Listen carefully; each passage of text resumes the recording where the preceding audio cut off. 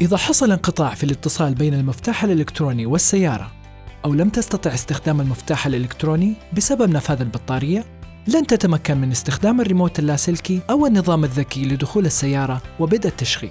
في هذه الحالة بإمكانك فتح الأبواب وتشغيل المحرك يدوياً باتباع الإجراءات التالية. لفتح الأبواب استعمل المفتاح الميكانيكي، قم بتدوير المفتاح باتجاه عقارب الساعة.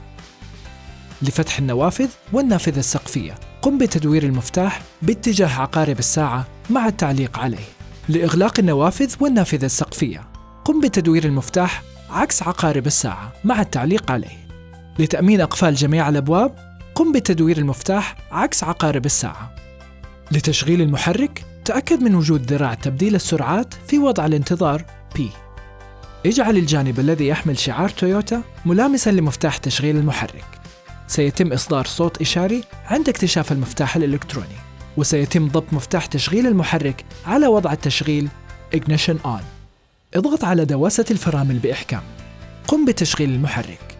إذا استمر فشل تشغيل المحرك اتصل بوكيل تويوتا. توخى الحذر عند إغلاق النوافذ الآلية أو السقفية، وتأكد من عدم احتباس أي جزء من أجسام الركاب بالنافذة أو النافذة السقفية.